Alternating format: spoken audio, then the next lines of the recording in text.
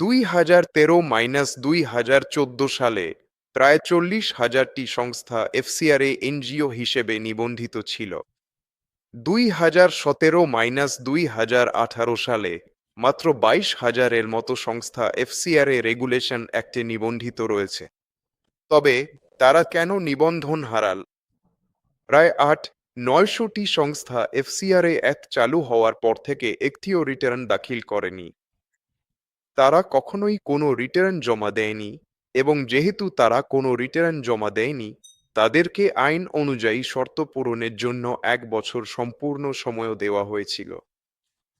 তারপরও তারা আইনের শর্ত পূরণ করেনি, এবং সেই কারণে তাদের নিবন্ধন বাতিল করা হয়েছে।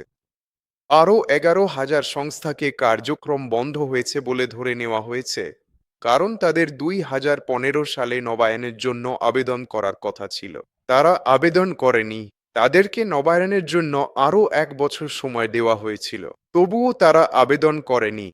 তাই সরকার ধরে নিয়েছিল যে তাদের টাকার প্রয়োজন নেই, এবং তাই তারা সম্ভবত কার্যক্রমে নেই, তাই তাদের টাকারও দরকার নেই। তাই তাদের নিবন্ধন বাতিল করা হয়েছে।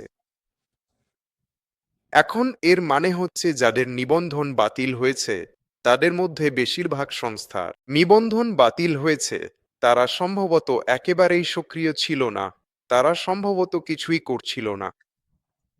তাহলে এই সংস্থাগুলো 20,000-এর মতো সংস্থা যারা আসলেই সক্রিয়, তারাই আসলে অনুদান পেয়েছে এবং ভবিষ্যতেও পেতে থাকবে। এবং তাই এই দিক থেকে, নিবন্ধনের দৃষ্টিকোণ থেকে, নিয়ন্ত্রণ আসলে যারা সবসময় সক্রিয় ছিল তাদের ওপর তেমন কোনো বড় প্রভাব ফেলেনি।